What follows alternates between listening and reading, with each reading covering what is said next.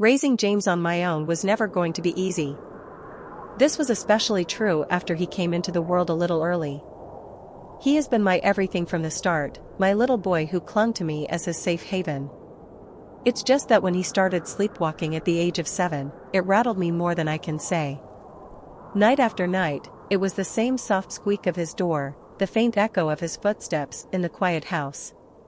No matter how peacefully he fell asleep, he would always find his way into these silent escapades. More often than not, I would find him there, sitting at the kitchen table or standing in the living room, hidden in the stillness of the night.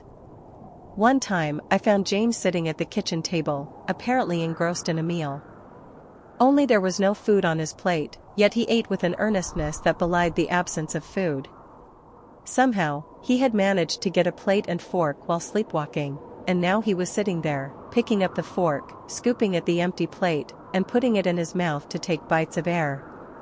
What I found even stranger, though, was that he seemed to be having a conversation with someone at the table. His head was turned toward an empty chair, and his lips moved silently as if he were talking to someone. Every so often, he would tilt his head as if listening. Then, he'd let out a raspy little laugh. It was like he'd just heard the funniest joke. I would just stand there and watch him, unsure if I should wake him or let this sleepwalking episode play out. Another time, at 1 a.m., I awoke, engulfed by an inexplicable sense of dread. It was a silent alarm that something was wrong, a feeling that hung in the air like a thick fog. I rose from my bed and made my way to James' room, only to find it empty, the bed untouched. My mind raced with possibilities. I checked the bathroom and kitchen. But they too were empty of his presence. I was approaching the living room. A chill ran down my spine as I noticed the front door was ajar. A sliver of the night peered through. I stepped out. I saw James bathed in a streetlight's eerie glow. He stood alone in the empty road. His arms moved with purpose. They orchestrated an animated discussion with an invisible confidant. His gestures punctuated the silent air like a conductor's baton. As I approached, he continued his pantomime, oblivious to my presence. It was only when I clasped his wrist that he erupted into a scream, a startled cry of someone seeing a stranger where they expected familiarity. I reassured him, "It's me, your mother." Slowly, his confusion lessened and he drifted back from his sleepwalking episode. As we stepped back into the house, James was already halfway to his room. I called out to him, "James, what were you doing outside?" He paused, turning to me with a curious glint in his eyes. "I was talking with someone." His response was so unexpected, I nearly burst into laughter right there. "Talking? To who?" I asked, bewildered. "Out in the street." "You were there, weren't you?" he replied, a hint of confusion in his voice. "Yes, I remember you sleepwalking to the street," I said, trying to keep my tone even. "But you just said you were talking with someone. Who were you talking to?" At that, James let out a peculiar laugh, not the mischievous giggle of a child with a secret, but rather the innocent chuckle of one caught in an act they didn't want coming to light. With a swift turn, he darted past me, his laughter trailing behind him as he shut his bedroom door with a soft click. I stood there for a moment, caught between surprise and confusion. James' words had hit me like a curveball, unexpected and oddly intriguing. But then again, kids have a knack for spinning tales out of thin air. Maybe he'd been dreaming while sleepwalking, conjuring up imaginary conversations under that streetlight. After all, it was just him out there, and the mosquitoes if you want to count them too. As I lay back in my bed, the quiet of the night wrapped around me like a blanket. The mattress beneath me felt familiar and comforting, but my mind was far from at ease. I stared at the ceiling, lost in thought. The soft glow of the street lamp outside cast gentle light through the window. Every small noise seemed amplified in the stillness, the house settling, the distant sound of a car. I couldn't help but listen for the one sound I dreaded most, the creak of James' door, the signal that he was on the move again. I feared that James would start sleepwalking. But he might end up somewhere worse than last time. I was left to wait in the quiet. I hoped the night would pass without incident. But of course, things didn't go as I hoped. The night took a turn for the bizarre at exactly 3 a.m. I was in a deep sleep when a sudden noise jerked me awake. Propping myself up, I scanned the darkness of my room, waiting for my vision to adjust. After a moment, it became clear that the source of my disturbance wasn't in my room. I sat in silence, deciding to wait it out, to catch whatever it was that had woken me. Not even 5 minutes had passed when I heard it, James' voice. It sounded muffled, as if he were talking through a thick pillow. But I could still make out snippets of phrases drifting through the walls. Play together forever, are you going to take me away? Should I tell Mom? It sounded like he was having a full-on conversation. We are the only two that live in this house, so I figured it had to be sleep-talking. Compelled by a mix of concern and curiosity, I rose and made my way to his room. With each step down the hall, his voice grew clearer. Take me, so we can play together forever. I didn't expect there to be a response, but one came. A voice that sounded like a man and a woman responded back, saying, "The time hasn't come yet, James." My heart pounding, I flung his door open, only to find him sound asleep in his bed, alone. The room was empty, no sign of the otherworldly conversation I had just overheard. I tiptoed into the room, eyes darting to every corner. Under the bed? Nothing but dust bunnies. The closet? Just a bunch of clothes and old toys. It was just me and my son in the room, and he was out like a light, not even stirring when I checked under his bed. I backed out of his room, leaving the door cracked open just enough to spy through. I was half expecting him to start up his conversation again. But nope, all was quiet except for the sound of his breathing. I must have stood there like a statue for a good 5 minutes, waiting for something, anything. Eventually, I called it quits. Dragging myself back to my room, I flopped onto my bed, my head hitting the pillow with a thud. It was 3:21 a.m., I needed to catch some sleep, fast. Tomorrow's school run wasn't going to drive itself. Stealing glances at James in the rearview mirror, I couldn't help but notice how unusually quiet he was. Just sitting there, his gaze fixed outside, watching the world zoom by in a blur of colors and shapes. It was like he was lost in another world, one that only he could see. We rolled into the school parking lot, and instantly, the place was buzzing with life. Kids were everywhere. They chattered away, their backpacks bounced as they sprinted to the school doors. The bell rang out, a loud reminder that the day was starting, urging everyone to hurry. I turned to James, who was still in his own little world. "James, come on, buddy, you're gonna be late," I urged. He finally looked at me, his eyes still distant. Without a word, he put his backpack on and opened the car door. I called out to him softly, "I love you, have a good day." The sound of the door slamming closed was his reply. He didn't say anything. I watched him walk towards the school entrance. His figure got smaller and smaller until he vanished into the crowd of students. The store greeted me with a blast of cold air. This was a stark contrast to the warm and lively schoolyard. Carts clattered down aisles, brimming with goods, as shoppers bustled about. The electronics department was a jungle of gadgets. The screens gleamed under the fluorescent lights. Approaching the counter, I asked the attendant, "Do you know where the cameras are? Like the baby monitor cameras?" It had been years since I needed one, back when James was just a tiny thing. "Sure thing, ma'am, follow me," the attendant said. He led me through a maze of shelves until we stood before an impressive lineup of cameras. They were for everything from security to baby monitors. He pointed to a sleek model. "This is our latest, records in 1080p. 1080p? The term was new to me, but it sounded advanced. The price of $120 seemed reasonable for something fresh off the production line. "I'll take that one," I decided. The worker nodded, his smile one of a job well done, a customer convinced. I spread the contents of the box across the living room carpet, the camera and monitor emerging from a nest of bubble wrap and cardboard. The monitor, a sleek, 5-inch LCD screen, felt cool and lightweight in my hands. I followed the quick start guide, connecting it to our home Wi-Fi with a few taps and a bit of patience as the device blinked. In James' room, I surveyed the walls, looking for the perfect vantage point. The corner near the ceiling seemed perfect. It was high enough to escape casual notice. But it was angled just right to keep his bed within the frame. I held the mounting bracket against the wall. I marked the drill points with a pencil. Then, I set it aside. The drill whirred to life, a fine dust falling like snow as I bored holes into the drywall. I secured the bracket with screws, ensuring it was snug and level. The camera clicked into place on the bracket with a satisfying snap.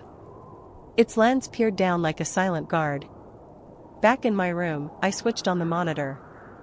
The picture flickered on, startlingly clear.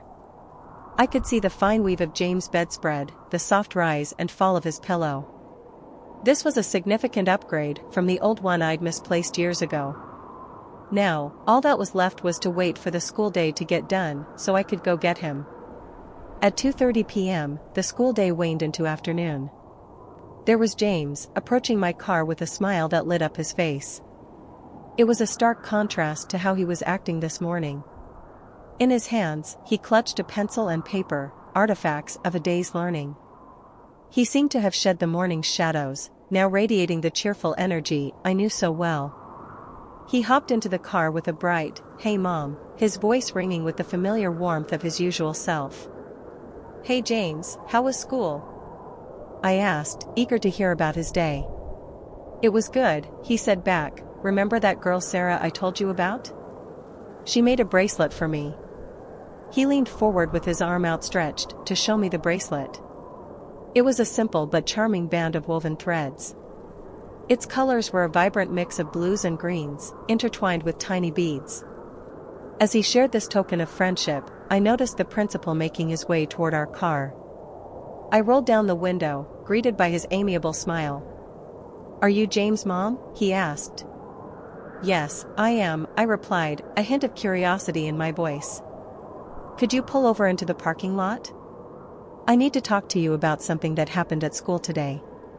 "It's nothing bad, just something I thought should be brought to your attention," he said, his tone reassuring yet serious. I obliged, steering the car into the parking lot to avoid holding up the line of parents behind me. Stepping out, I approached the principal, who began to relay his concerns. "One of the teachers noticed James doing something odd," he started. "We don't often see it with the other kids. During playtime, while the other kids were playing with toys and moving about, James was off by himself in a corner. But it wasn't just that he was alone, he seemed to be talking to someone who wasn't there. The teacher found it intriguing and brought it to my attention, so I thought I'd pass it along to you." "Oh, okay, thank you for letting me know. I'll be sure to talk to him about it," I managed to say, even though I was kinda drawing a blank on what else to throw in there. The principal seemed okay with that. He gave me a nod and a smile that felt comforting. Then, he turned and disappeared back into the school. I climbed back into the car, my mind whirling, but I kept the chat with the principal to myself. James' little voice broke through my thoughts. "What did the principal want, Mommy?" "Did I do something bad?" he asked, a hint of concern in his words. I met his worried gaze in the rearview mirror. No, you didn't. You aren't in any trouble. Don't worry about it," I reassured him quickly. He seemed to take it in stride, like the principal had with my response. We headed home. But now, I was eager to use that baby monitor tonight. I wanted to see who James was talking to. That night, as I lay in bed, the baby monitor's soft glow was the only light in the room. James was fast asleep, nothing out of the ordinary. I watched him for hours, his chest rising and falling with each breath, so peaceful, so normal. Eventually, my own eyes betrayed me, growing heavy until I couldn't fight the sleep any longer. I set the monitor on the nightstand, telling myself I was just resting my eyes, but sleep took me. It felt like only a moment had passed when I woke up, the clock glaring 3 a.m. back at me. I wasn't sure what had woken me, but a mother's intuition told me to check on James. I grabbed the monitor, and my heart nearly stopped. James was standing on his bed, stiff as a board, staring into the darkness of his room. His face would contort into wide smiles, before relaxing again. He was silent, motionless, just frozen. I rubbed my eyes, trying to adjust to the brightness of the screen, trying to make sense of what I was seeing. And then I saw it. In the darkest corner of his room, there was a silhouette. It was too thin to be a man, too tall to be a woman, just standing there, arms hanging by its sides, its eyes faintly glowing.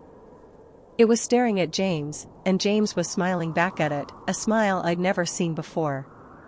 I felt a chill run down my spine as I watched, unable to move, unable to understand. The springs of my bed groaned as I finally managed to stand up, intent on going to James' room. But then, a voice, an impossible voice that was both deep and high at the same time, filled the room. "The time has come, James," it said. I watched on the baby monitor as a smile started to appear on James' lips. It was slow and deliberate, like a flower opening. It was a smile of pure, unadulterated joy, the kind that reaches deep into the soul and lights up every corner. But this was different, there was an intensity to it that I had never seen before, a fervor that seemed almost otherworldly. His lips stretched wider and wider. They went far beyond the innocent grins of birthday surprises or Christmas mornings. This smile was too wide, too full of ecstasy. It was the smile of someone who had glimpsed paradise. It was a smile that seemed to know secrets that humans weren't meant to know, a smile that whispered of realms and beings beyond our understanding. And as his smile grew, it took on a life of its own, almost too big for his little face, too knowing, too eager. It was a smile that didn't belong in the innocent context of a child's bedroom. It was a smile that could freeze the blood, a smile that said, "I am seeing what you cannot see, I am feeling what you cannot feel, and it is magnificent." It was a smile that took my breath away. Not with awe, but with a primal fear. It clawed at my chest, a warning from my instincts that something was very wrong. The figure in the corner began to contort, its form twisting in ways that defied the natural laws of our world. Slowly, agonizingly, it unfurled like a grotesque flower, its chest splitting open to reveal not flesh and bone, but an abyss, a portal to an impossible reality. It was as if the very fabric of its being was unzipping, unraveling to expose a glimpse into a realm that was never meant to be seen by human eyes. Inside, there was another world, a twisted mirror of our own. There, the sky bled with nameless colors. The ground pulsed with its own life. And there, I saw them, children, dozens of them, each wearing that same unnerving smile as my son. Their grins were wide and unnatural. They stretched their faces into masks of ecstasy. Their eyes were empty yet alight with a haunting glow. They stared into nothingness, seeing wonders and horrors. A sight that would drive a sane mind to the brink. This world within the figure was alive, breathing and writhing, a living tapestry of souls ensnared in eternal playtime. It was a place where joy was twisted into something sinister, where innocence was a currency for some unfathomable exchange. And as I watched, frozen in terror, I knew that this was no mere figment of the mind, this was a gateway to a realm where the rules of our existence were but a distant memory, and where my son was about to become another smiling face among the lost. My son's eyes sparkled with excitement as he spoke, "Now we can play together forever." In an instant, James was pulled towards the figure, and I watched in horror as my son was absorbed into this entity, this thing. I stood frozen, a scream stuck in my throat, my body refusing to move. All I could do was watch as my son disappeared into the darkness, leaving me alone with the echo of his last words. Let me start off by addressing the title. Yes, I am an arsonist/pyromaniac. Ever since I was young, I've had an unhealthy obsession with fire and anything that goes bang. I can remember being as young as 7 years old and stealing my parents' matches to light them and just watch them burn out, and to also light small things like individual leaves and sticks on fire. I used to take matches and lighters to elementary school and do the same thing with some other delinquent friends that liked the same thing. The habit slowly progressed from lighting small fires into bigger and bigger ones. Before I knew it, by the time I was in middle and high school, I was starting fires that required the police and fire department to show up. I grew up by the woods, and that definitely didn't help. But most of my fires got put out before they could get wildly uncontrollable. Mostly just burned down a few trees before the fire department showed up and put it out. Haven't got caught for it yet, though. My main way of starting these fires was with a cigarette or a joint that I would smoke until I would get it down enough and tie it around a piece of yarn. That yarn would then start burning like a fuse until it hit a pile of dry leaves that I doused in lighter fluid. That shit would light right up and everything else around it. I tell you what, I guess I got addicted to the rush of getting away with this type of shit. I've also been involved with wrong crowds and done tons of other dumb shit that I won't get into on this post, cause frankly, it would be way too long. Oh, and another thing, before any of you guys tell me I'm a lunatic and I'm fucked up and got some sort of childhood trauma, I'm not addressing, you should go to therapy, blah blah blah.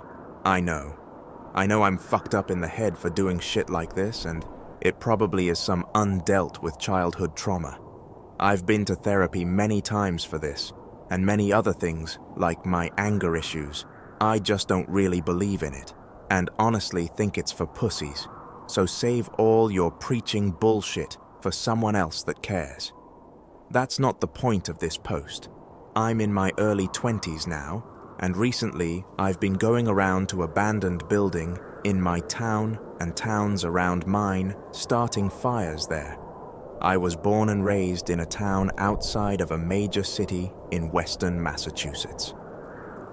I'm not gonna name the city in case this makes it to the cops and they can track me down in some way, but I think it's important to state that the tons of abandoned mills and failed businesses that are all around here are great targets for someone like me, especially since I've upgraded from my fires in the woods to more risky targets.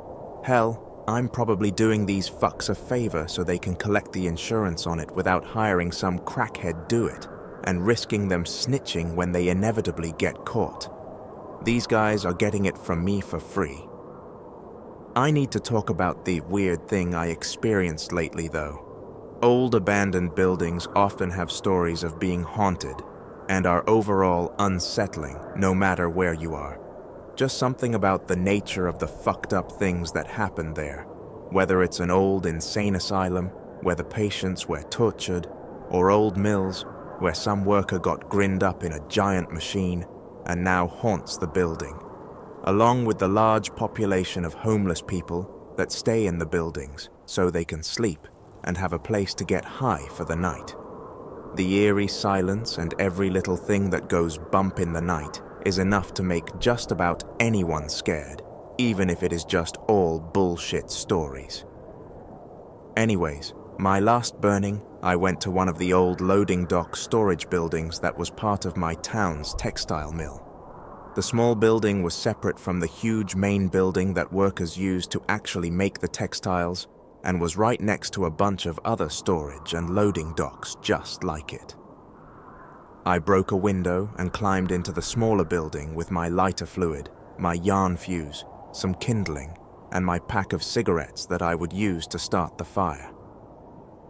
As I jumped through the window into the large open area of the loading dock, I see all the dust particles going right by my phone's flashlight. Nobody's been here in years, I think to myself. Immediately, I see empty beer bottles, some plastic chairs, and other trash scattered around, all from other kids who broke in here to chill a little bit and have a good time. Now all I had to do was find a good corner that had some flammable materials that could get this shit ablaze. This place was perfect. It's almost like they set it up for me. I was like a kid in a candy store. These dumb fucks stacked all the wooden chairs and wooden tables that all the old workers used to work on one side that covered damn near 1/3 RD of the building. All old decrepit wood that was ready to be set ablaze. I doused a lot of it with lighter fluid and set up my makeshift lighting device when I hear it. "Jackson, what are you doing?" like the voice of a disapproving authority figure that was also questioning how I could be so stupid. It was so clear, like someone was leaning right over me, talking right into my ear. I jumped back, expecting a cop or some security guard to be standing there. I turned around, expecting to be put in cuffs right at that second. When I turned around, though nobody was there, I frantically shined my phone's flashlight around, and it only confirmed that it was only me in the building, surrounded by deafening silence. "Must be my imagination," I said. Not my first time in these spooky buildings, and thinking I heard something that isn't really there. I recollected myself and went back to tying my half-smoked cigarette to the yarn. As I see it start to light the yarn, I run out of the building. Like many other arsonists, I get my kick out of seeing the fire spread and fully engulf the structure. I run to a nearby patch of trees and bushes where I hunker down to watch the place go up in flames and the inevitable fire engine or two show up to frantically put out my work. Just as I thought, the place went right up. It was great, just like I thought it would be. It was beautiful. Watching the flames reach as high as 3 stories, I sat and admired as this small 1-story building was up in flames. I was loving it. As I heard the sirens of the fire engines in the distance, I laid down further, covering myself in the brush, waiting to see them put out my hard work. I don't blame them, it is their job after all. I'm just glad to see them actually doing something for once, instead of sitting on their ass and collecting their paychecks for doing nothing. Here's where things get especially strange though. As I lay down on my stomach, still admiring this huge fire, honestly some of my best work, I saw something. From the garage door opening of the loading dock, I saw 3 figures appear out of the flame. All of them dark black silhouettes, obviously visible in contrast to the yellow and orange flame that they were standing behind. One a tall male adult figure, the other a slightly less tall female figure, and the last one a small child-like figure, all standing right next to each other. They stood there for what felt like minutes on end, looking right at me with their non-existent eyes, just staring, knowing that I was trying to hide in the bushes while the sirens in the background grew louder. I laid there on the ground, stricken with a sense of dread and overall fear as they stood there. The large male figure raised his hand and pointed right at me. I knew it was directed at me. I was shaking at this point from fear, a fear that I don't know if I've ever felt in my lifetime. The sirens grew louder and louder. I could see the red and white lights off in the distance. The fire engines had to be a few hundred yards away. I looked away and started shaking my head around, feeling that I had to be seeing things. I closed my eyes and started telling myself that I was just going crazy, and that these things in front of me were not actually there. I opened up my eyes to see the fire engines and police arriving, and looked specifically at the loading dock to see that the silhouettes were gone. I watched the firemen frantically getting out and hooking up their hoses to put out my flame. I watched as they methodically fought the flames like they have had to fight many of my works in the past. When my work of art was fully put out, I snaked away and walked back to my car, still in shock from what I just saw.